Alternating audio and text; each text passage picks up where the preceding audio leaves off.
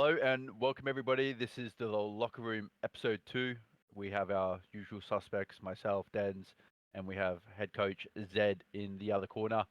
Uh, we will be having a special guest on today, Priestahh Preston P-Dog, reigning world champion coming on board. Uh, don't want to dive too much into that in the midst of kind of Rostamania, but there have been a couple changes lately, Zach, in the Boston Breach camp. How are you feeling? What's been happening? Kick us off. Bit of a stutter Yeah, I there. mean, um, feeling good. You know, to say this Rostamania wasn't stressful would be lying. You know, in the last 2 weeks, we've probably had 5 or 6 different iterations of a Boston Breach team for next year. Um, you know, most of them being before anyone knew Priestahh was going to be off New York. I'm feeling pretty good about this one. I mean, we've got the experience that we've been lacking the last 2 years. What better experience than two of the most winning players like in Call of Duty, right? Um, yeah, I mean, what's not to feel good about? Don't know how to Yeah, say that. Yeah, yeah. I mean, welcoming SlasheR and Priestahh on board definitely is a kind of probably turn a new leaf for us. I think some of the disappointing things over the last couple of seasons is obviously the player turnover and whatnot. So we're definitely looking to um, bring in to this team in this free agency period a bit of stability, a bit of veteran, a bit of experience, and not just kind of in the game, also like outside of the game.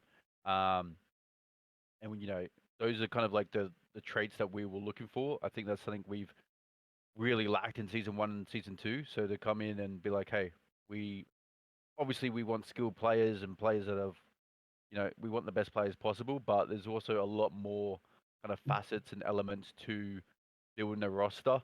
Um, and I believe at the moment we've got the best of both worlds. They're both skilled, they've both won, they're both champions, and they kind of hone that knowledge and experience that we were looking for in this transfer season. Um, I think another thing to consider is kind of like the offline, not in game, kind of team building and team camaraderie. How do you think that plays into a part of kind of roster mania and trying to pick each piece properly? yeah. I mean, difficult to navigate, right? I mean, you've got to pick 4 players that all want to play together, um, and some players just don't want to play with someone else, and that can cause hurdles and obstructions that really shouldn't be there. Um, I get sometimes not wanting to play with someone, but to really put your foot down and not want to play with them, like when you don't know them, like is really weird to me. Um, but SlasheR Priestahh, they come as a package. They want to play together. They've played before. They really like Eric, so I'm really liking the route we took. A big part of the game is getting along with each other out the game, outside the game, and in the game. I think it translates really well either way. So yeah, I mean, a bit of maturity. SlasheR Priestahh, they're on the older side of what we've seen at Boston so far. We did have Zin, who was like, I guess you could say like a granddad in the scene at the time. But now we have two like older members. Um, I think Eric's pretty mature for his age. Coming as a foreign player. Um, me and you as well. We did the same thing, and you have to mature quick. You're coming into a different world that you're used to, a different country. Um, so yeah, I'm feeling good. Fourth piece is coming along, which I'm sure we'll touch on, but yeah, feeling really good. Yeah, I see you've mentioned like a lot of people don't probably realize as much, but it's like, hey, some players don't want to play with players, some players really want to play with players. Um, and, sometimes it gets touted. I don't like it because it's I'd say 90% not the case in the CDL, but like like there's friendship league and whatnot. Um, but once again, there's a lot of these kind of jobs on the line. It's like, hey, as a head coach and as a general manager, it's like we want the best competitive roster out there for us. The kind of, the players doing well means the coach is doing well, means the whole organization wins, kind of thing. Um, but yeah, there are definitely a lot of things, and like you mentioned, we coming into this kind of off season, it's like, okay, New York's going to stay the same. There's going to be a couple changes at like the big top dogs, but we didn't expect to be able to be gifted a god from the sky in Preston, which is probably one of his best kind of years. How do you think that Preston, like, obviously he's won, he's good. We've all heard, I haven't heard a single bad thing about him, Yep. which is pretty crazy because a lot of players, it's like, hey, like, if they don't get along with someone or don't align, it's just like they're more willing to spread some information, some poor information about that other player. And it's not to push other player down, but it's like some, sometimes you just don't align. Um, and it's crazy that like there's been nothing bad said about Preston whatsoever. So I'm like, hey, this guy's really good. We spoke to him, we talked to him over you know a fair few times over the free agency period. Um, you know, Tell us a bit about the addition of Priestahh to kind of our lineup and how that's going to all unfold. Yeah, I mean, to say we heard nothing bad about him is an understatement. I mean, I followed him on Twitter like a week ago. Never spoke to the guy, and I'm a pretty social person. I'll bounce around and talk to a lot of different people. Um, he's one person I've never spoke to in my 8 9 years of being in the scene. Never had a conversation with him. And you say that's a bad thing, but that's also a good thing. Like he keeps himself to himself. He's with his team. You know, we would go to events. We'd walk down at 8:30 in the morning, 9 o'clock, and the entire New York roster, coaches, staff, players, they're all having breakfast together. And that's something we struggled with, like in Boston, was getting everybody together to do stuff. You know, not asking for people to stay to a strict schedule and Big do clickers, this and that. But yeah, but let's all go have breakfast together. Your friends, your teammates, you're spending a lot of time together, so you have to like each other. Um, but from what Priest has said and what his teammates have said, he's going to be a very level-headed guy, someone that maybe will be the mediator between two teammates going back and forth on what's going to be the correct play, and he'll be right in the middle to make sure it doesn't get too heated or go one way or the other. Which I think we missed. I think in the last 2 years we've lacked accountability from players to player. I always said as a player and now a coach, like criticism and direction from your teammate is always going to be more powerful than from your coach. Um, if you feel as a player that you've let your teammate down, that's going to stick more, and you're going to not do that mistake again. If it instead of it coming from me, where like you might hear my voice 5 or 6 hours a day telling you not to do something, and like at this point you just shut up, like yeah, I'm sick of it. you're No, blocking me out, which does happen, and again you're with each other a long time, a portion of the day, so um, yeah, I'm really looking forward to Priestahh. The time I've spent with him in calls, he's already laughing at my jokes, so I know me and him are going to get along great. You know, these are all like him and SlasheR as well. They're already players that go to the gym and stuff like that. So, um, yeah, looking to get taught a few things in the gym and get along with these guys, which should be fun. yeah, I know you mentioned it earlier with like the kind of like mature approach that these two both bring, and I think life outside the game is just as important as life in the game, and I think they kind of coalesce and really kind of marry the teamwork. As you were mentioning, hey, New York had a very tight knit culture and whatnot. And some people they want more time to themselves, which is understandable. Some are all about just Call of Duty, and it's really just finding that balance and making sure that everyone's aligned on one goal. And I think from doing our due diligence with former teammates, former coaches, um, with Preston and just getting time in there to talk to him, it's like we can really see that his intentions are quite pure in terms of being the best teammate possible, uh, and he's a winner.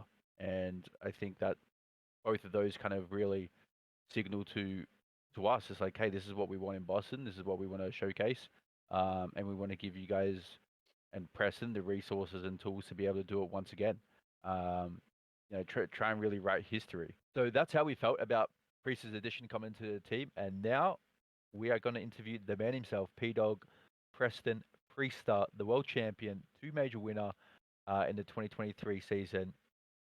Let's get into it. So we're welcoming P Dog, Preston Priestahh, world champion, back-to-back Major 5 into the chip, and Major 1 winner from the 2023 season.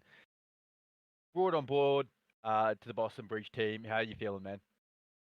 I'm feeling good. It was definitely a weird situation for me, but I mean, glad I landed my self on Boston. I feel like everything's been going smooth. All the conversations have been good, so I'm excited to, move out there, hang out with all the guys, get some good food. I'm hearing a lot of good stuff about the city, so I'm excited to see what's to come. Yeah, no, awesome. I think yeah, the food. I think everyone can kind of attest in Boston that that's the you might put on a few pounds. So we definitely also have to make sure the gym's in full service. And Zach, you know, he's been working out lately, so he can As definitely. you as you guys can tell, like, kind of. Uh, Not really. Okay. yep, for Yeah. sure. Yep. Yeah, yeah.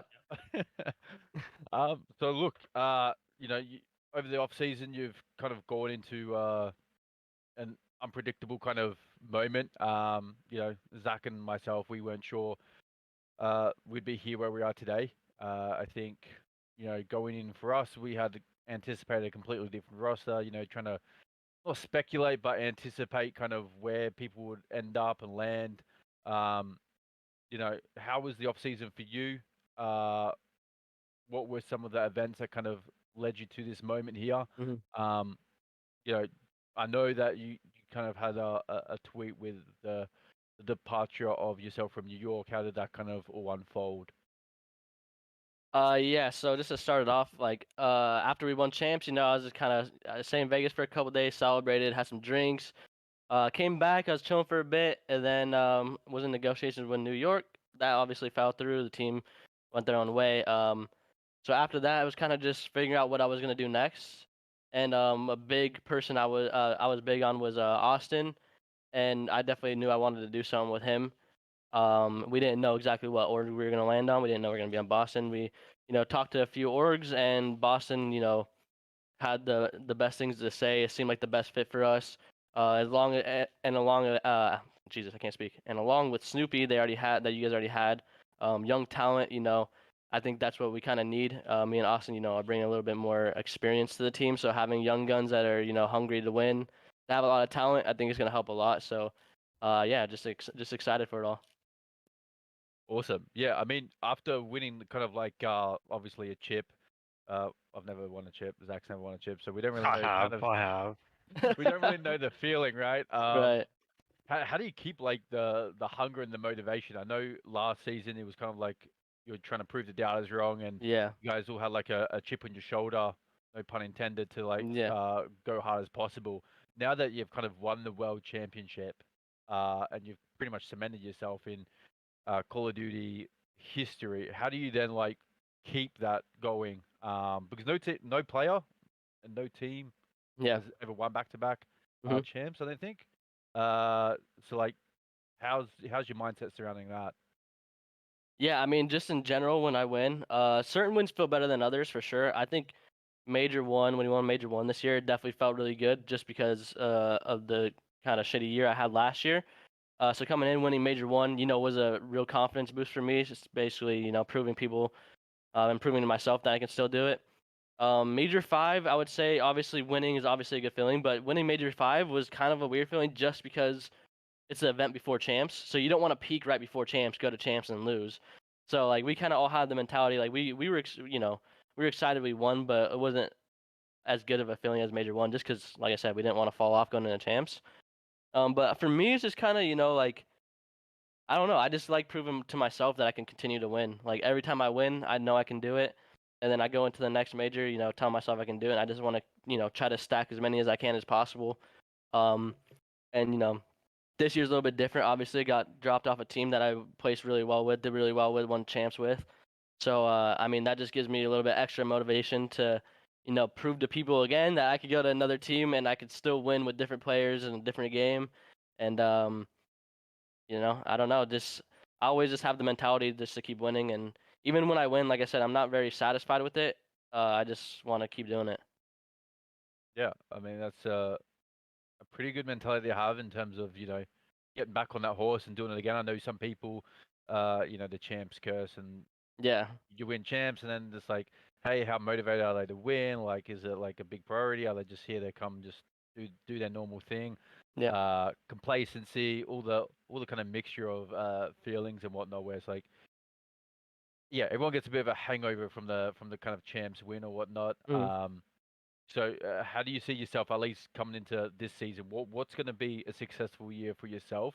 And obviously with that entailed kind of Boston as well. Yeah. I mean, I think I don't know. I just keep learning more and more every single year. Not just for myself, but just how to make the players around me play better. And just the more experience I get too, I feel like I can help younger players like Snoopy. So I'm excited to come in and try to help him as best I can in a way where because like when I was on my come up, I definitely had players that were a little bit harder on me, and it for me was like obviously it's person dependent. There's certain players that take criticism very well. Some players that kind of want to be yelled at, and that's the only way they kind of learn. But I know for me as a player, it was like more of like if you just talked to me, had a normal conversation with me, and just told me what I could do better, what I should try next time. That's kind of what helped me. So like that's the mentality I'm bringing in, even with Austin. Like I've worked with Austin before, and I feel like he's grown as a player and as a teammate. So like I'm excited for us to work together because I feel like we're gonna work really well, and I'm just excited, just to you know go in and win chips with Boston. Honestly. Yeah, no, I think you both bring kind of like a level-headed kind of mentality and attitude towards things. Like you said, some players, it's like you kind of beat into them, like kind of Yeah. what you want done. Whether that be shouting, like the tone of voice doesn't matter. Right. It's just trying to get the point across. Um, and you've been with plenty of teammates, Zach and myself as well. It's like everyone's a little bit different. Some people like it just, hey, say how it is. Some people you need to kind of like massage a little bit, Yeah. um, be like a little softer. And some people like, hey, like I know Beans this year was just like, hey, you could be quite blunt to him and be like, hey, like you need to Yeah. be about this. There it is. Like, we don't have to beat around the bush. Yep. And then yeah, with younger players, like you might say the exact same thing, and they're like, shit, I've like lost confidence. I'm not sure. I'm like Yep. doubting myself. Um, so it is like kind of juggle the actions of how to do it. And I think yourself and Austin, you've been in enough teams to kind of gauge, uh, you know, where where the best standing is and how to kind of communicate those feelings. Yeah. Um, 100%. and then a little bit furthermore, like you said that there was a couple of organizations, Hmm. that you guys were talking to, and then we're happy that you're on board with Boston, all right? But why? What was it about Boston? Like, you know, and furthermore, like, what are you going to bring to the roster, knowing kind of, I mean, we kind of know the team now, Yeah. uh, but what kind of about like SlasheR and Snoop really excites you, in terms of this team's ability for next year as well? Yeah, so I mean, it wasn't a lot of orgs that were at like the top of our list because obviously the market's a little bit down right now in the esports like community in general. But it was obviously between I think you guys know is between you guys and Minnesota that we're kind of talking with, and like that kind of fell through. And honestly, like just having you guys as coaching staffs, I think is gonna mesh really well with me, Austin. So that was like a big thing for me as well. Like because I know Minnesota. I don't know exactly what they're doing coaching staff wise. I know Brian was released, and I think they might have Dan still. But just in general, just like the talks that we had, just like it felt like natural, it felt good. I just had a good feeling about it just from the start. And I feel like Austin, had that same feeling. So like we were just both excited that it was able to work out this way. But yeah, I mean, just to like what I'm gonna bring to the team. I mean, I just obviously I could just say experience, but I think I understand how a lot of players work and what brings out the best in people. And I'm honestly excited to like for me and Austin to help each other as well because I feel like we probably both learned different things throughout these past years that we haven't teamed together. So like from when we teamed together, we can bring obviously similar things, but like we probably learned a lot the past couple years that we can bring to each other as well. And like one thing I really want to bring to the team this year is just like pure confidence, man, because I feel like confidence is just such a big thing. Like I just want all my teammates just to go in just with pure confidence that every play they're making is the right one. You know what I mean? Because like that's just something that helped me a lot was when I was like hesitant and like not holding my angles that I know like people were at and just trying to help, trying to do too much, is something I learned a lot. So like I just want everyone, I want to bring that confidence to the team where everyone can just go in and just feel like we're gonna win no matter what, even if we're down 0-2.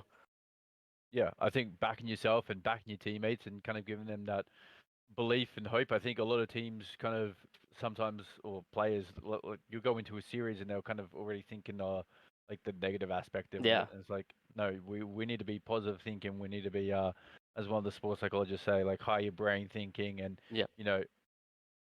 that kind of trust and that kind of belief as well. I think spurs amazing moments, and kind of whether it be a loser bracket run from wherever it may be. Um, Zach and I, we talk about it not every week, but now and again when we were 2-0 down in against Luminosity and 2-0 down in control, and we made the comeback. Sure, Dylan Codd had an amazing map 4. Yeah. Wait, like, did Preston beat us at that event? He did, right? Which event? that was champs, no? Champs. Yeah, Champs he Black did. Ops He 4, knocked, you he did. knocked us out. You knocked me out. Damn. They were Yeah. good. Hey, They were good. Hey. Yeah, hey, we beat him in control though. Was that after we did, because we reverse swept phase 2 down 0-2 in control as well. Was that after that? So we beat FaZe in Knock him down. we beat FaZe in winners round 1 to Oh, knock him down to shit. you. Because the loser of us versus FaZe, we fucked up in pools. We lost to Envy, which meant we got Yeah. second seed instead of first, and then FaZe Mm. went first seed. We played FaZe in winners round 1, and the loser played you guys. Damn. So we were like, I forgot about that. Wait, how did you guys make like? Why were you guys in losers? Bro, honestly, EG? it's a Was it blur, EG? bro. It might have been EG. I forget. I would have to go back and look at it. It was honestly a blur. The main things that just stick out to me was the phase match because it was insane, and then we just made a crazy run after that. Yeah, I know EG should have beat E United, right? But they fumbled that. Yeah. It was that was us. No, Arsenal Hardpoint. And like they were up by a good amount, and then like just made the comeback, right? Yeah, I don't know who 100T lost to. And then EG would have played Optic in the winner bracket final because we lost Optic. Was it LG? Did you lose to LG? And then we played LG? Was it LG? It might have been LG actually. I think you might be right on that. Formal. And then we ended up beating them. We beat them. Wait, that to knock us out. Does that make sense? Because like the loser of us versus FaZe would have played the loser of LG, and then the winners. Yeah, that made sense with the bracket? I'm trying to I don't find know. the bracket, but I can't even find it. Look up 4. Yeah, all I know is we were down 0-2 in the series, down 0-2 in control. John had just 1v2'd me and Denz to go 0-2 down in control. Oh my god! And So you guys did the somehow same. we done the Wow. ultimate reverse sweep, and then we won 6-5 round 11. Okay, so you guys kind of did the same thing we did to phase actually. I didn't even realize that. Yeah, no, we went Down 0-2, honestly, down like, 0-2 control. That's was a such a tough way to weird- lose, man. Yeah, it was such a weird series though. Like, one of them series where, like, even Anaheim, right? We were Yeah. unbelievable at Anaheim. We boot camped in Genji offices. I think were you guys there? Yeah, with we were us? there. Yeah. We were like playing incredible COD, probably the best COD we played all year, and then we lost to Heretics like for top 12. And we were like, That's we had tough. like a positive map record, positive win rate, like everything positive, but we just lost. We got reverse swept. We're like, what the fuck? That's the worst. Yeah. Yeah, it wasn't nice. I found the bracket. You guys lost to LG 1-3-1. Okay, it first was. round. Yeah, that's been a fluke loss. Yeah. Absolutely. and then you guys beat FaZe, beat Sicario, beat EG, beat us, Yeah. beat E6, beat Optic. That's a good run. Yeah, That's yeah. composure right there. We just Holy came shit. honestly, we just came out like our energy was pretty flat, to be honest. We just came out flat, and then once we got that reverse sweep, like our energy was it was like literally night and day. Like as soon as we did that, like we were screaming, we were yelling, you know what I mean? Like it was crazy. To ask you a question off that, Yeah. do you think them moments led to your success in the reverse sweep on Cold War and dominating champs like you did because you'd already been in the final? Did it help? I mean, yeah, I think all those moments, like being down 0-2 and reverse sweeping, being down 0-4, like just crazy series like that, it just like every time I'm in those situations, like I just like tell myself like what I did and like the mindset I had in those matches that led to the success, and like anything I could say to help my team, I'll do it. You know what I mean? Yeah, So because the problem with me is I'd go down 0-4, and then I'd lose the lose next it. map as well. So I'd Yeah. just lose. Just You just I never shocked, had to yeah. come back. Yeah, head in hands. it's more of like, bro, like I feel like when I go down 0-2 a lot in series, or like when I start off slow, or my team starts off slow, it's just because we're not playing loose. You know what I mean? Like you just gotta go in, play how you normally play in scrims, just play loose, make your plays. Like don't overthink it. Like I said, like confidence is like one of the biggest things I learned this past year, and I will give credit to Troy or Sender because he was preaching that and he helped me a lot. And that's definitely something I want to take forward with me for sure. Yeah. Happily, Once I'll again, take it. that's, Yep. yeah. I'm definitely like looking at that, looking at you, the is 4 a reverse sweep? It's like just Yeah, down for like what is that called? Is that just called? an Oh ultra no. reverse sweep, bro. Yeah. No pun intended on the Yeah, ultra. no, yeah, exactly. um, that's pretty cool though. That means you Yeah, 5-0 essentially like two grand finals. Like obviously you're down 4 maps, but like yeah. you won 5 straight. You won 5 straight at the world champs. Both against Um, Toronto too. Oh, I didn't even holy realize that. shit! Wait, we're Yeah, good then. We're Yeah, yeah, good. yeah, We got the yeah. Toronto killer now, which is Yes, sir. lovely. Look, I didn't have any like kind of extra questions or anything. Zach, I didn't know if you want to ask Preston about anything. not really. Yeah, super happy to have you on board. Yes, Appreciate sir. the time to jump on. Yeah, man. And looking forward to a couple more of these throughout the season with you. Yeah, no, definitely. It's Yeah, I'm excited for it all. we'll do something in person. Maybe Chris will get you on a podcast, talk about your life for everyone to kind of find out a bit. Because as people won't know this, but I only followed you on Twitter like 2 weeks ago. You know, I Yeah, we couldn't tell both you your follow each other. age. I don't know your full name. I don't know where you live. I don't know anything about you. So I'll be watching Yeah. the podcast that Chris will one day film. Yes, sir. Let's do it. And we'll learn. Me and the fans will learn a bit more about you. Yeah, I mean, I've done a few videos kind of like talking about start from finish or start from the start of my career to now.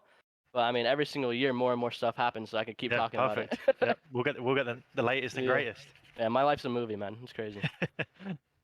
I did actually have one question, and I don't want to go back to it, but we're going to Major One, right? Yeah. You know, we're at the hotel, and the elevator opens up, and it's your former New York teammates. Yeah. And it's just yourself. What's the process? What are you saying? I don't even know, bro. I was like, yo, fuck you guys. Nah, I don't even know. I was like, yo, just walk in. Just know though, one text and I'm down in the lobby. Yo, I'll be there. We're just throwing hands. Yeah, Like, Yeah, I'll back be in. there. I'll back. that's funny. Now I'm gonna say, yo, Always. walk in the elevator, go up, grab you guys, coming back down. We're scrapping. Awesome. Once again, Preston, thank you very much for coming on the Yeah, man. locker room. I'm sure once again, if any fans have any questions for P-Dog, he'd be happy to kind of ask over the period of the tenure. We're gonna make a big splash, and we're much obliged and happy to have P-Dog kind of lead the troops and the young guys. Yeah, man, it's gonna be fun. It's gonna be a good experience, and for any fans out there supporting Boston, supporting us, we're gonna do our best to get you guys some chips. I know a lot of people are underestimating us, but that's honestly a good thing, and that's been happening my entire career, and it ends up working out. So we're gonna keep going that way. Awesome, lovely. Yes, And sir. transition, Chris, editor. Saying all of that, go to SlasheR. What's your first thoughts, your opinions on SlasheR? How did we come about that? And really, what enticed us about him? And what can he bring to this team in kind of 2024? Yeah, I mean, obviously, as most people know, Slasher's on the older side of players. I think he's on. Was it his 11th season? 11th. He's the 11th. third. He's the third Um, longest career in Call of Duty. yeah, which is, I mean, impressive to say the least. But you know, he's someone that from the very beginning of WrestleMania, we kind of heard that he was going to be off phase. You know, I think I'm right in saying that we messaged him last year, but he just went from LAG to phase Yeah, like straight the away. top varsities, I think. Yeah. Yeah. But he was definitely someone we messaged, and when you get enough up in phase, you take it. So the interest has been there for a while. You know, he's really good at S&D. He holds people accountable. I've heard, everyone's heard stories of like, these older generation of players being very like, stubborn, straight to the point. Um, what was refreshing and kind of reassuring to hear was, I talked to like Sim quite a lot, and Sim was like, honestly, he was like a great teammate. He did what we needed him to do. Um, he grows at S&D. All the stories you hear, like that wasn't really the case. Um, and you take everything with a pinch of salt, but to hear that and hear like he was a really good teammate on phase, like really gives me like confidence. You know, again, we've lacked accountability and we've lacked leadership, so I'm really hoping that SlasheR comes in, can give his knowledge to Eric, who's on his first season, and really work well with Preston. I mean, him and Preston have worked well together in the past, so really looking for that cohesion to just right off the bat. Yeah, I'm feeling confident with SlasheR. Probably the best case scenario for main AR in what was left. So yeah, feeling good. Yeah, I think that kind of once again resonates very much towards what we're trying to build here is that kind of experience, that team camaraderie, and Slasher's kind of been through it all. He's done it all. And, for those who probably don't know, like SlasheR and Preston, Austin and Preston, they used to play in the 100 Thieves lineup in Black Ops 4. They were good Um, too. yeah, they were one team we couldn't beat. Yeah. Between them and the United, it was really the battle of the juggernauts there. So they've seen some success together previously. Obviously, when the CDL era came around, they weren't able to meet up as teammates throughout the kind of history of the CDL. So you already have that kind of philosophy on how to play the game, how you want the fundamentals to be played. The risk versus reward kind of tolerance. Um, I think they're also more now understanding, like you mentioned, like I'm talking to SlasheR and other people. So like he's like, hey, like you can't play COD 100% perfect anymore. There needs to be risk. There needs to be calculated risks. And that's why it was so um, positive to hear that. It's like, hey, like I like Eric, I like Snoopy, I like what he's about. He's gonna be that kind of risk taker for us. We're gonna be able to like guide him, set him up, make sure we can teach him the kind of fundamentals. But we also don't want to take too much away from him where like, we're putting him on a leash. It's like, hey, do your thing. This is why uh, you know, Eric is who he is. He's very skilled, very talented.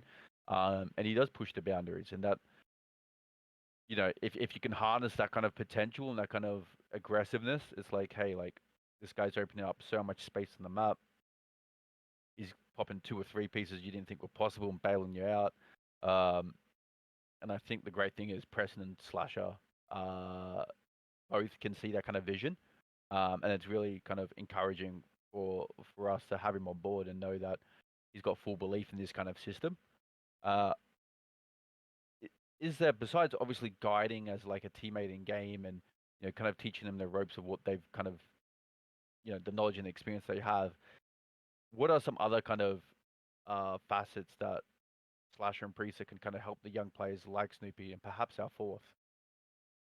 Um, Probably just like, I mean, the biggest one would probably just be pressure on the stage. I think any player, like I said this to Eric, I said, you're going to be nervous, Eric. When Eric got on that stage at Champs, I was like, it's your first event, you're going to be nervous. Like, it's okay. It's okay to be nervous.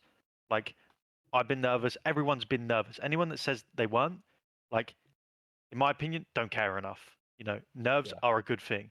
It's just knowing how to use it to your advantage. And I think with the experience they bring, really keeping the young guys on the team, like, you know, kind of down to earth on the stage, grounded. Yeah, grounded. Grounded is a great word.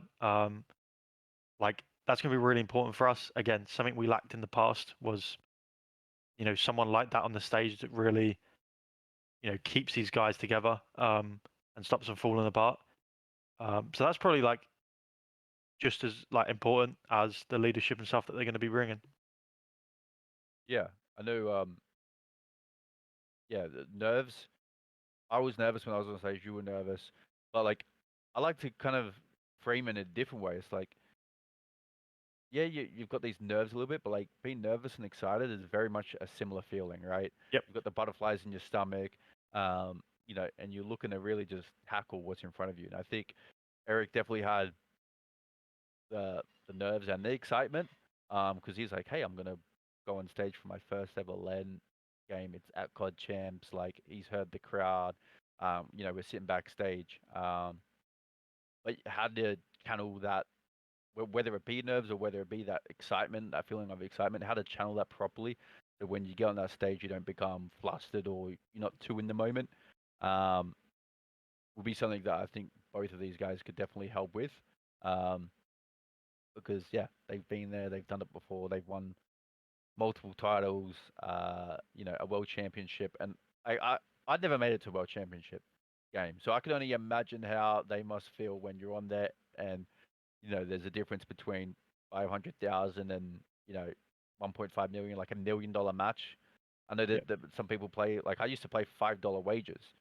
This is like $1 million best of 9 wager essentially. So I think having that someone you can kind of lean on and that experience to kind of, whether or not you're 2-0 down in the series and 2-0 down in control. I think yourself and I were in that position against the Luminosity. Was that at Yep. Miami or Yep. Champs? That was at Champs. That was at Champs. That was at Champs. Yep. Was that loser bracket or winner? No, that was winners bracket for top 6. Yep, that was top 6 because we beat Top six. FaZe. Yeah, we Yeah. beat FaZe to make top 8 and then played LG for top 6. Top Yeah. 12. Yeah. No, it was And definitely top 6. yeah, yeah. So like, but we had that kind of like lift up, and we're like, hey, like we're still in this, and Yep. we had that belief, and I think that's really just, you can't just grab from the thin air. You can't just grab belief. You can't grab hope. Uh, it's kind of like, hey, we know we're still capable of doing this. Yeah, I mean, I think something that not a lot of people think about as well, and that's kind of like a selfish thing, is SlasheR and Priestahh, they're coming from probably number 1 and number 2 best coaching staff in the league. I'd like to think I'm the best, but got to tip my hat to what Daryl and Send have been able to do. And Crowd has always been notorious for being a great coach. So I think they can bring things to us. As a coach, I'm always trying to be better. Sure, made mistakes in my past as a coach, things I'd like to, if I could, I'd go back and change. Um, it's all a learning process for me, always trying to grow. And, these two coming in and bringing their knowledge of what their coaches over there were able to do is only going to help us and help us be better coaches and just, help the team essentially, in more of like a passive way that some people might not actually think about. Yeah, I think you can kind of grab a little bit of this, a little bit of that, a little bit of this from the other kind of successful teams, and try and like bake it into your homemade pie, and your special kind of meal. But yeah, no, that's always encouraging as well, because like once again, the knowledge and experience that these guys have, it's like they know how things operate, and they can kind of see the bigger picture. Some people will have like a narrow lens. It must be done this way. This is the only way that can work. You need to just win. But it's all about the process, and they've been in multiple different team environments and cultures where I'm sure they can pick up a little bit of this and a little bit of that, all the good things from every single iteration of team they've been on, um, and just get better and better. Uh, you know, in reality, getting that Infinity Stones or collected kind of thing.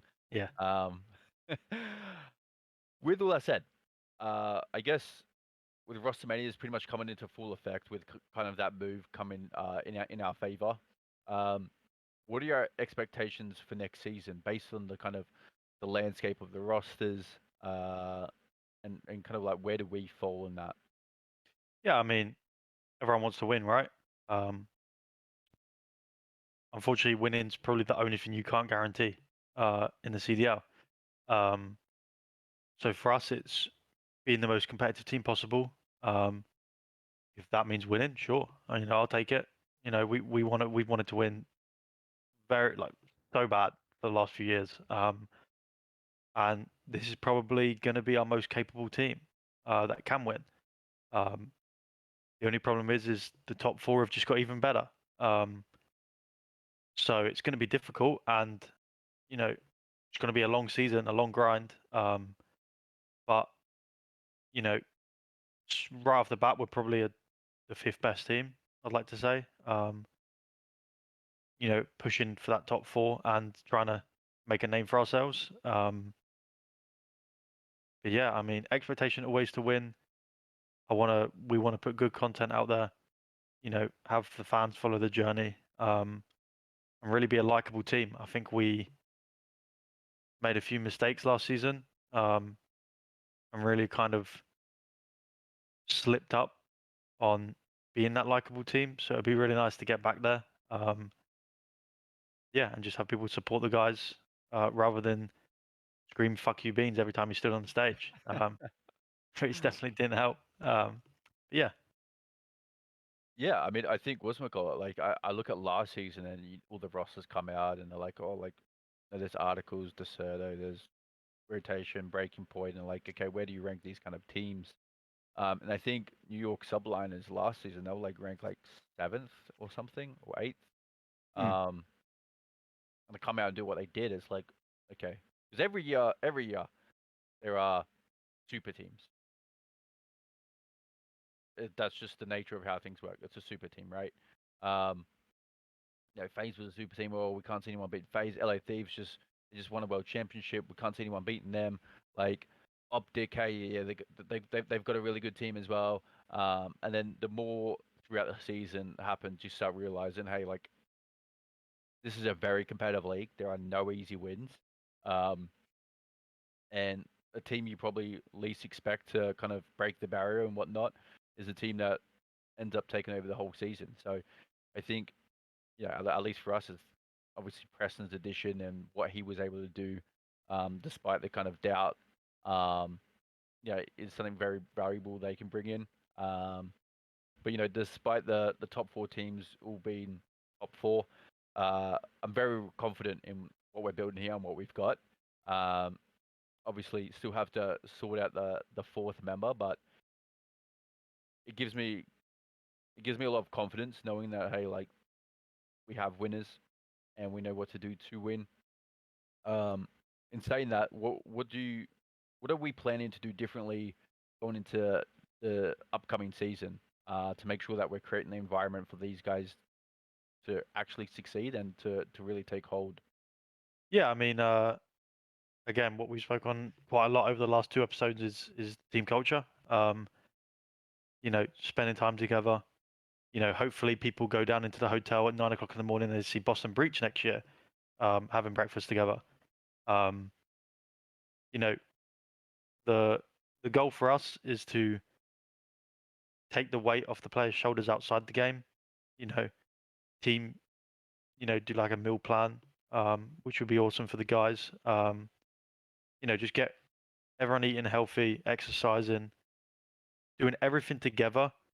That way, when it comes to the game, that's all they focus on, and they're like in the right frame of mind to do things. Our sports psychologist, having him be more involved would be great. And these are all things that are in the background taking effect over the next 4 months, ready for the season launch. And again, it's all about making Boston a place where when players leave, they're like, that's the best franchise. You don't want people leaving Boston and having bad things to say, which I'm sure everyone's going to, right? But because there's a reason they're not there.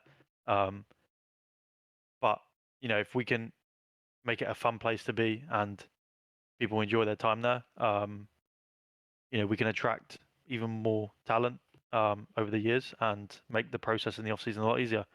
Because this off season was not easy. So Yeah, no, I definitely agree. I think just making the environment fun. I think the pressure and expectation of a lot of these players, pretty much since CDL era, is like, hey, you got to go out there and you got to win. If you don't win, you're gone. And I'm not gonna lie, we probably fell into the we slipped into that kind of hole this year where we're like, 100%. Yeah. there's pressure at multiple levels, at the player level, at the coach level, at the general manager level. as a organization to win and bring some hardware home. There's pressure all these levels, and it's kind of like, hey, like if you can't handle it, like you got to get out of the kitchen kind of thing. Um, but yeah, making the just environment fun and just wanting to be there and wanting to improve and really just aligning mentally. Um, and so like you said, just take all that pressure off their shoulders, uh, whether it be through giving them some support through the mental aspect of things with the sports psychologist, someone to vent to, someone to lean on outside of the typical struggles of sometimes a day-to-day scrim set when things don't go so well. Um, we know that happens. No team's perfect. Someone might have got 2 hours sleep and they just aren't performing as well, which creates a kind of like a butterfly effect and kind of like a snowball effect of like sometimes what can happen in a day. Um, and yeah, just outside the game as much as possible, whether or not that you tie that into the kind of content aspect of things. Hey, like we're going go karting, or we're gonna axe throwing, or we're going to an escape room, or and kind of make fun of like even content. I mean, things like that. Sometimes it's like these players just want to play. Zach and I have been in that same shoe. Um, and then it's like, okay, time for content. And we're like, a lot of players like, don't really want to do it and stuff. But after you're like, hey, that was actually really fun. Got a break from the game. Got a, what did we do? We were on like, what's the thing called where we were going around the house and um, I forgot what it's called, but it's the thing on two wheels that like you lean forward and it goes forward. yeah, Yeah, I mean, we had a lot of fun. We yeah, made things fun. yeah, we did some stupid shit for sure. Like, shout out to Matt and Jen if you're watching this episode. But yeah, it was like stuff like that really probably brought us together. Yeah, Hoverboard. hoverboard. I like a hoverboard. Yeah, Is it a hoverboard? I guess so. It was called something else when we got it. Yeah, I can't I think of remember. a hoverboard. I think of like Back to the Future, where like Yeah, like some unrealistic futuristic thing, which I actually think is out by the way. But actually, I think I know what it's called. what is it? Is it a Segway? No, Segway Or has. is that the That's thing the on the one we hands? like. That's like Paul Blart Mall Cop, like zooming around though. um, You can but cut yeah, that part out, Chris. Thanks. but yeah, just making it a really fun environment. And who doesn't have fun winning? So once again, going back to the kind of balance of everything, um, and having the kind of leaders and experienced players that you know can understand and kind of attest to like sometimes time outside the game is just as important as time in the game. I think will really help. Um, yeah, I think we're really looking forward to the upcoming season with the additions of Preston and Austin, Priestahh and SlasheR. So we're excited, we're confident, and we're going to do everything in our power to kind of make it succeed. And obviously, the fourth is still in the air. You'll have more news on that soon. I'm sure uh, we'll get them on the show and we'll break down their kind of thoughts and the Rossomania and whatnot. Um, I did want to, before we get to the fan questions, I did want to just um, have a shout out to two of our previous players, uh, Kyle, which is Kremp, and Ben, which is Beans. Uh, in Rossomania, some things don't go to plan as much as you hope.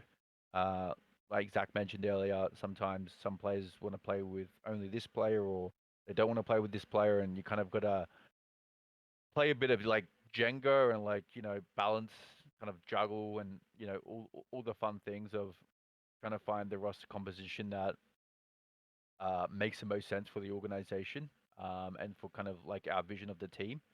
Uh, we believe both of these players deserve to play at the top level. Um, Kyle was a fantastic teammate throughout his tenure and being at Boston Breach. He showcased a good amount. Like, I think was it like it was Ellis Silo control against Optic. I think that was one of his first games. I think it was Optic New York. In that second weekend, Kyle really showed what he was capable of doing, and we stuck with Kyle throughout the whole kind of shuffling of the roster, trying to find out the perfect potion. But yeah, we fully believed in him. We think he's absolutely gross. And unfortunately, just to the nature of how kind of the priorities on some players from other players and whatnot, we did have to kind of release him.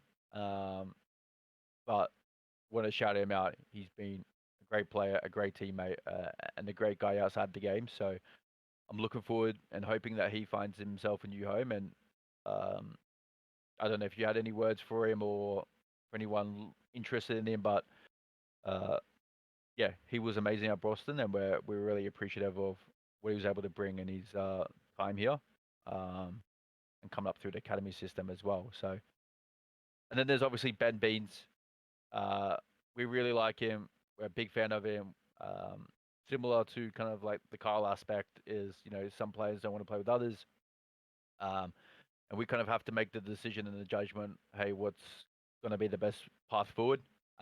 We think once again, very much like Kyle, he's gross. He deserves to be in the league. Honestly, I feel like as a general, like maybe some of these other general managers seem a bit drunk or like not all there, because these two players themselves are amazing prospects for anybody. They're young, they've got raw talent.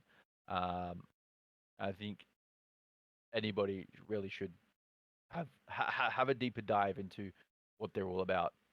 I don't know if you had any words, but Yeah, I mean, as Ben, Carl know, I talked to them quite a lot. I did throughout this whole process. They know what I think of them. Two very self-aware players.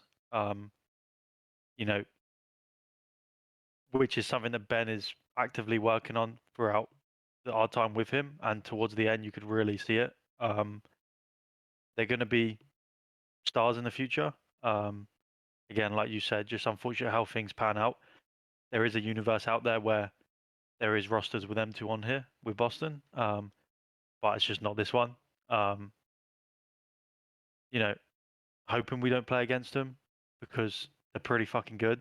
But I want them to, stay in the league, have that financial, safety, and really prosper in their careers. And I am excited to watch them grow. And who knows, maybe in 3 or 4 years' time, you'll see him back at Boston. As that veteran leading the next Kremp and Beans through the ranks. So, just good luck to both of them. They have my number if they ever need me. They need vouchers. I'll give vouchers. Yeah, just good luck to them. Yeah, no, they've been amazing. And yeah, from all the Boston team, we wish them nothing but the best. And yeah, I hope they are. We always joked about it on the back end. It's like, hey, like we don't want you to go elsewhere selfishly, because we know when we do play you, you'll probably drop 40 bombs against us, 50 bombs, be shouting, you know, Dead across the screen. yeah, like fuck you, Denz, fuck you, Zach. You should have kept me. I was like, okay, there's nothing we can really do. It is what it is. We know you're good. But yeah, let's jump right into the kind of the fan questions. We have a fair few. Um, let's start with the building the roster composition. What do you guys look at when it comes to building a team? For us this season, again, number one, leadership. Um, lacked it in previous years. When Zim retired, that took a bigger hit than I once anticipated. I figured we could just fill that role with Beans and be good, but I guess Zim being the jokester and the glue guy, we really lost like a big part in Zim. And we were never able to recover that throughout the season. So for us, just leadership, experience, maturity, positivity, just kind of the whole 9 yards of what makes a great teammate. And the system we built, we know works. We just need the right pieces to put in it, which I feel like we found. So And kind of piggybacking off that, is there like a specific style of play involved? Is it like, hey, we're going for the more methodical approach? Is it, hey, we still want to be fast pace? Let's get to, what they say, to crack at SMGs. Like, does that play any part in who we kind of recruit? in the Yeah, I free agency mean, period? it definitely depends. Like, we already have Eric. I don't think there's going to be a sub player out there that's going to be quicker than Eric. Um, we already have experience in the AR department, so that allows us maybe, in this off season with our fourth to look for maybe a little bit less experience because we already have two very experienced players. So, do we need more experience? Probably not. Um, and we can really, but that doesn't also like we can take that route if we want to. We're open to a lot of options, which is kind of what we aimed for at the beginning. It was too experienced and too crackheads, I guess, is what you want to say. And yeah, that's kind of where we're at and what we're looking at. So it's going to be interesting and who we get. Yeah. I guess one of the questions is, what does the process look like talking to players and discussing contracts? I think, for myself, it's kind of like, hey, well, first of all, we go straight to the players that we're interested in. We're like, hey, who do you value? Who's high on your list? Who do you want to play with? Because obviously their opinion is something of large. They've been in the system, or they get along with somebody, so chemistry wise, it plays a part. Um, and then really just trying to get them to know them as a player, as a person, you know, um, asking kind of, yeah, more personal details about their life, like how their stint was in their previous team. What are their own strengths? What are their own weaknesses? Are they able to self kind of be self-aware and self-identify what they need to work on? Because that shows a level of maturity. Um, and what are some other facets that you do, Zach? Because you talk to a lot of the players and try and get their kind of views on things. Yeah. So What's that process? yeah. So obviously my process is going to look a little bit different to Denz's. I'm not a contract guy. I don't talk numbers. Don't talk anything like that. I'm a people person. I'll just talk to the person like it's a conversation. And for me, I try and talk to as many players as possible. So like, if the road splits and you ended up going down this route, you've already built that relationship and that connection with said player, right? You know, and what I don't think people realize is you're talking to a lot of players, like a lot. Um, you know, just to name a few that I really enjoyed talking to, you know, Lamar, Clay, these are great guys that like their philosophy, the way they think about COD, um, is going to be really good for a team. And, we decided to take the slasher route, but that doesn't mean they're bad routes. And, um, we spoke to every main AR possible, pretty much every flex possible.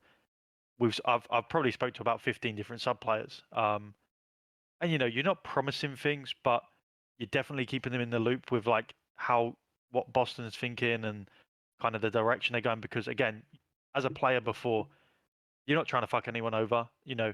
I want them to know that there is a world that we're interested, but it might not be the direction we go. And I try to keep them, as updated in real time as possible, as much as I can. And sometimes it can be difficult, and sometimes does suck because no one wants to hear that they're not wanted somewhere, right? Um, but if me telling someone a few days earlier myself, instead of them hearing through the grapevine and then maybe not getting an offer that they would have somewhere else because we didn't tell them, like that's something I don't want to hold on my shoulders. So when the process is starting to get near the end, I do let players know, what direction we're going in and try and be as transparent as possible. I think everyone's grown enough to just no one's going to be like butthurt or upset with you that you didn't choose them. And they do appreciate so far they do appreciate being told early, so they can put other things into motion somewhere else. Yeah, I think honesty is the best kind of role or rule to kind of go towards. Um, and yeah, like I don't think some people realize how many different discussions are going on with players because for example, maybe LA Thieves last season they were like want to keep on the World Championship roster, and there will be their budget was allowing them to aim for these kind of winning players and experienced players, and perhaps in the 2024 season it's like, hey, we don't have the budget to kind of obviously we want to keep on Envoy, we want to keep on Kenny, we want to keep on Draza, but the budget just doesn't allow. And so they're looking at different team compositions where they're like, hey, maybe we just go a couple players that are new. We'll take a risk on them. They can have their chance with us. We've got a couple good coaches, but we can't promise them a huge pay because we're not sure either. Like they're unproven. It's a risk on our end. It's a chance for them, and then we can get a couple of proven people where we know we're going to have some stability and solidarity kind of thing. So yeah, there's budgets that go into effect. There's who you want to play with. There's this is a non-negotiable. Maybe that doesn't work out. Living situations.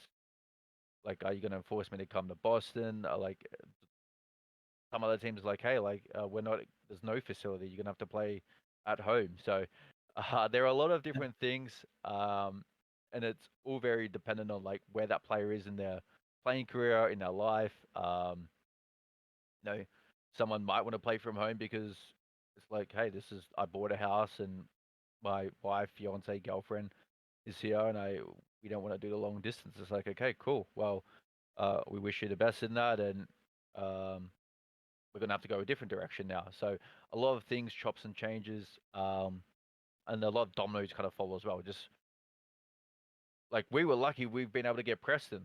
Thank you, New York, because revenge kind of season, right? Um, but like that, like sometimes you can't anticipate things. There was rumors of the Toronto, Kleenex, and Insight going elsewhere. So um, all these things play a part in the kind of the process, and it's a difficult one to kind of navigate. And obviously, the more information and the more knowledge you have on what's happening, what's going around with other teams, at the end of the day, it's a competition as well. You wanna give a bit, and you wanna take a bit. And try and make the most informed decision in kind of what path you want to go. Um, yeah, I mean, I could ramble all day about the process because it's been nearly a month of this process. I feel like, in mid 20th of July. So when was champs? Like 20th of June, around there. Yeah, 16th of June, I think. I mean, Yeah. I've made more phone calls in the last month than I probably have in my entire life of having a phone. Yeah, it's been. I'm excited to take a week off, in a couple of weeks and just really just take like a breather. Although this season ended, it hasn't quite ended for us yet. We're still every day working, and even now still working, still making calls. Trying to find the right fit. So, yeah.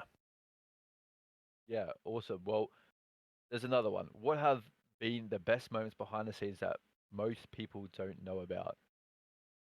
I think for me, it was watching Major Two come together.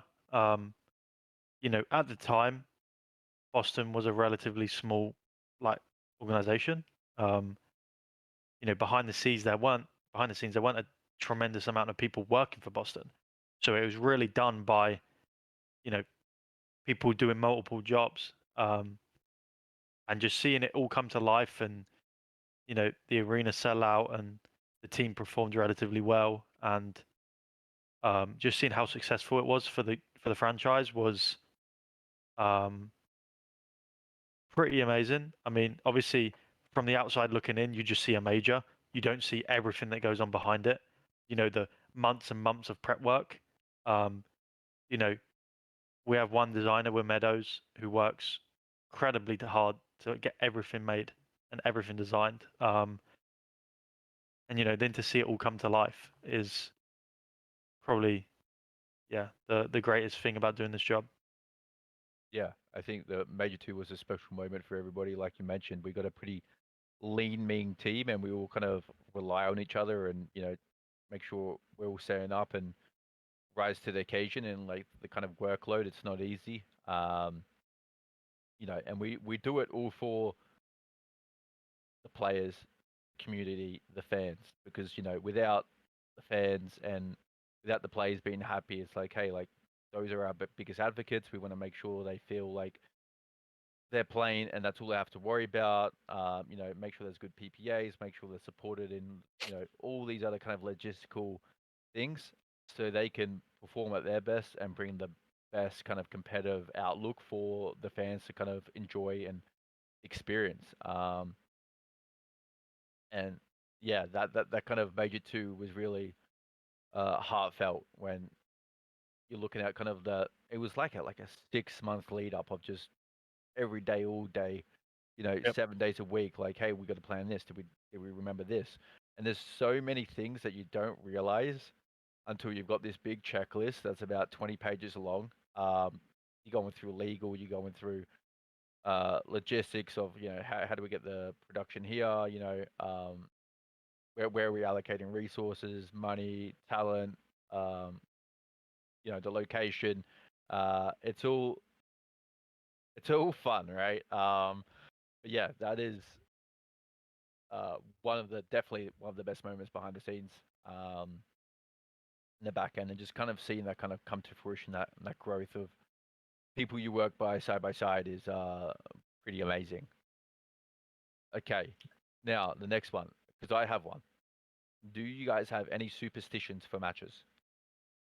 I actually do. You know, you You might didn't tell want me to cut this. this. Well, you might want to cut this out, Chris. But um, I go to the toilet a lot. You know, while the guys are playing. Well, I get quite nervous watching. I probably get more nervous watching than when I play. Um, I hope so, and because you shit yourself sometimes. yeah, yeah. Um, so if I go to the bathroom, like I'll have the stream on my phone. If the guys are winning the map, I won't leave the bathroom until like the map's over. Because like I'm scared that if I leave the bathroom, they'll start losing. I'm scared that the reason they are winning is because I went to the bathroom. So Yeah, I stay there. I can attest to that. Definitely, that does happen. I think it's like those days where it's like if you go to like a sporting match and you're like, oh yeah, I'm gonna go quickly chuck a piss, and then you come out and everyone's roaring that your team scored a goal and whatnot, and you're like, hey, like maybe it's me. Yeah. I'm the factor. um, but yeah, no, that does happen. That is real. Uh, so sometimes, you know, when we're watching the matches, I'm like, where, like, we'll be winning. I'm like, where's Zach? And then he'll come in, like, the game would be done, and obviously it's a little bit delayed on the phone on the stream, so he'll come in a minute later. Nice boy, let's go, come on. um, but at least for me, it's kind of like not wearing the same clothes. Like I change underwear, I'll change socks, but like I do like to have the same kind of the outfit on. So like if I'm wearing my Boston Breeze joggers and we win one day, I'll wear them the next day. Until we lose them, like, hey, they need They're cleaning. cursed. They Yeah, need they're clean. cursed now, right? Um, so that is kind of a superstition I have. It's nothing crazy. I used to, as a player, I used to like, you know, have gaming grip and, you know, always whack that on. And if I didn't have it, I'd be stressing out or like, you know, my favorite controller. But yeah, we those are those are now the experiences and viewing of the superstitions we have as now coach and general manager. Um, what's a go-to meal on match day? Or no, they said pre or post match. For me, something out of Jeff's kitchen. Um, for those that don't know, our facility is like it's basically like a open floor for like kids and stuff to come in and play games, and they have a full on operated kitchen. I mean that's going to help us a lot this season, tie into our meal preps and stuff. But um, I'd get chicken tenders, pizza. I mean I'm not playing, am I? So you know these guys, they need to watch what they eat before they play. But me, I'm fucking loading up on barbecue chicken tenders and eating what I want, sitting back watching Optic Gaming versus FaZe right before we play. Um, really enjoying myself. So, um, yeah, probably some Jeff special recipe of something. I don't know. That'll be Yeah, my go-to. so definitely some stress and comfort eating at the same Yeah. time. Yep. Um, at least for myself, I don't like to eat before matches.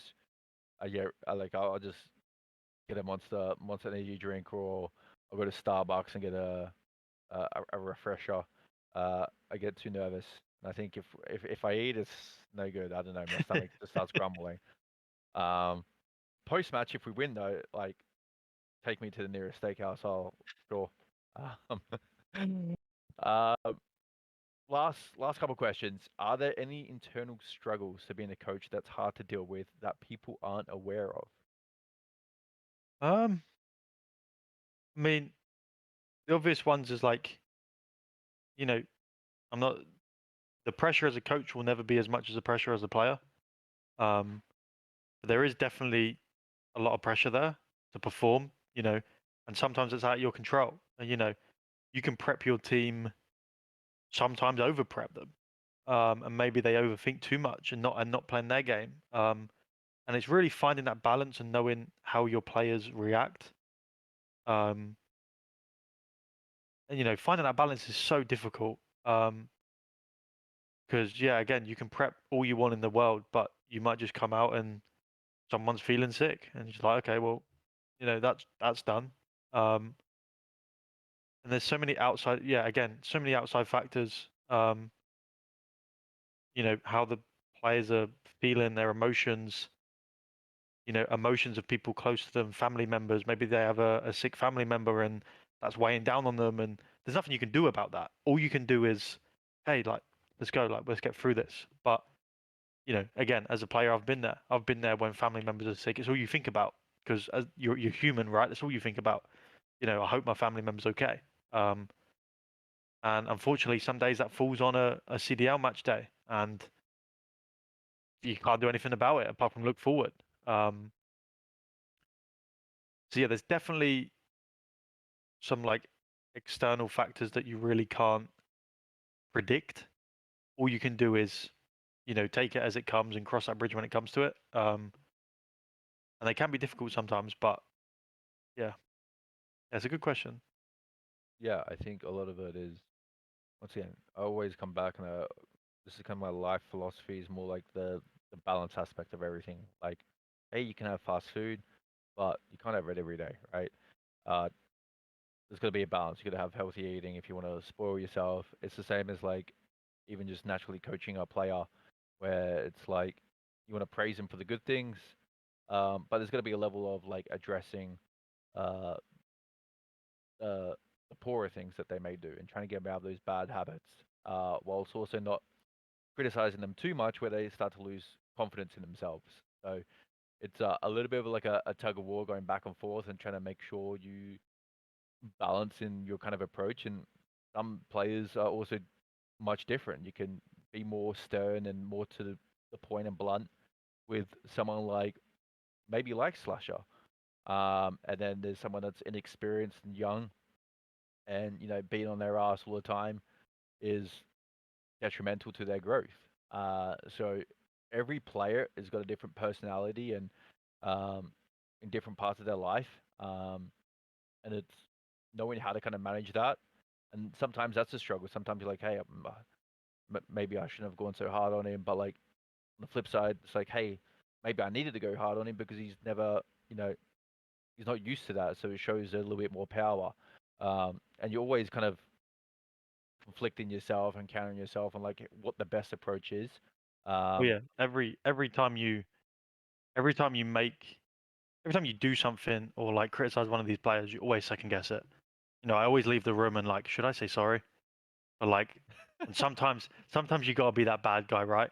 You've got to be the guy that maybe they like, you know, kind of resent a little bit. But if nobody else is in the room is going to hold them accountable, like you just have to.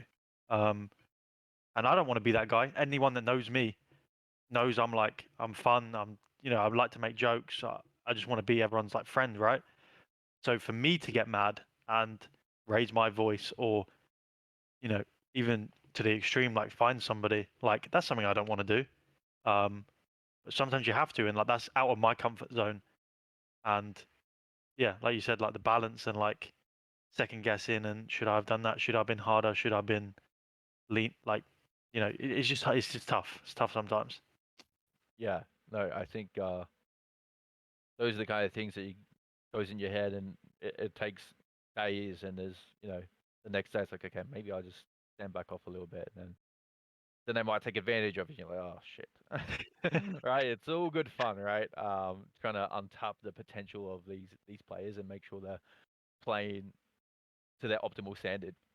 Um, but yeah, let's last question. What is the hardest part about having a new COD every year? Gee, I think the easy question is learning the game. I think that's easy. You've done it so many years now. It's second nature. Quickly pick up spawns. You find the lines, good to go. God, if you've got an answer, fire away because I need to think about this one. The hardest part. I think a lot of games just play.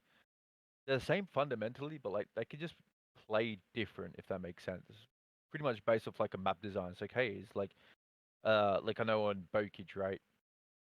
Some teams ran 3 SMGs. A lot of teams ran 3 SMGs, and then FaZe would always do 2 ARs, 2 SMGs. Always. It didn't matter if like for like the 2 weeks, some other meta popped up. Um, they would still be strong in the hold to their kind of 2 AR kind of setup. And I mean they were good at the map, but like there are different ways to play. Um,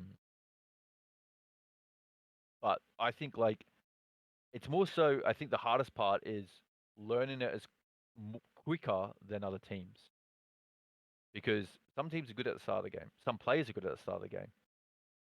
Is your main focus beating everyone to the punch and learn the game quicker?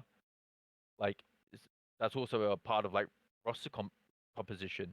Like, hey, these guys are good at the start of the game, but towards the end of the game, when everyone knows what they're doing, they fall off a bit. They don't have that creativity. They don't have that knowledge kind of discrepancy.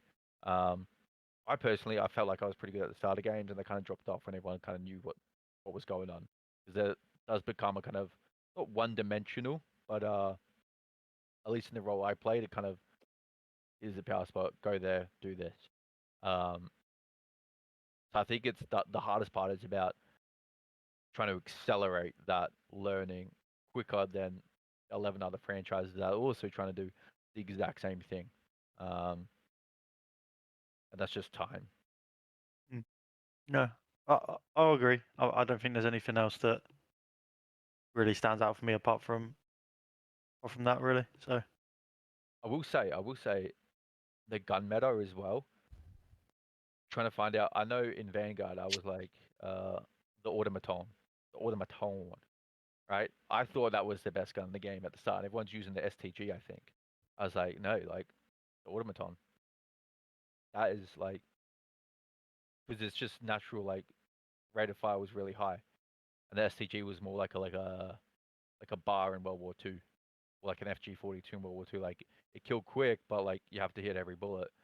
Um, that was my little proud moment about Vanguard. I was like, I was all on the automaton wave in the first week or two of the game. Everyone was still flip flopping, not sure. And like, yeah, no, it's one STG, one automaton, 2 MP40s, and like people were throwing in Thompsons there or like Type 100s and whatnot. So that kind of learning curve as well about the gun meta and whatnot. It's always not the hardest part, but it's like a new challenge really. yeah, I mean, Nothing I, from you. nothing. I'm thinking about it. And I'm just like, It's easy for you, huh? yeah. I mean, everything. The game's easy. Like I just learn it instantly. No, Bring I back the mean, sticks. maybe. I mean, I've been tempted. Yeah, I think that about wraps us up for episode 2. Unless you got any final thoughts, I think No. we're good to close off. I mean, we had Priestahh on the episode today, which was good. Would like to go forward more with more players and get their, even if it's insights into, what it's like as a player's perspective in today's world of off-season free agency, and especially, I'd be interested to see like a player like SlasheR who maybe has a lot of interest from multiple teams. Unfortunately, me, when I was playing, didn't really have interest from multiple teams, so I was like, oh, first offer, ooh, I'll go for that one. So yeah, I'd like to see like his thought process and how he balances things and does that, which I think would be good for one of the future episodes. Yeah, massive shout out to P Dog for coming on the show today. Trying to give his little bit of insight into the Rostermania and the position after where he found himself. Can't thank him enough, and I'm so happy he's on board. Yeah, like you said, can't wait to bring on the rest of the crew, and our kind of unknown fourth. I mean, we don't even know at the moment either, so Yeah, no, I it's don't gonna know. be it's gonna be a bit of a surprise. Yeah. But yeah, that kind of wraps up episode 2. Make sure if you didn't see episode 1, I'm sure there's gonna be some fallback link wherever the case may be, somewhere around these kind of boxes. But yeah, go check it out. We talked about the last kind of season, and now our approach coming into this season. And yeah, more guests on the show. Thank you, everyone, for submitting your questions and whatnot. Looking forward to answering more. Um, and yeah, hope you guys have a good day. Thank you very much, guys. Peace, peace.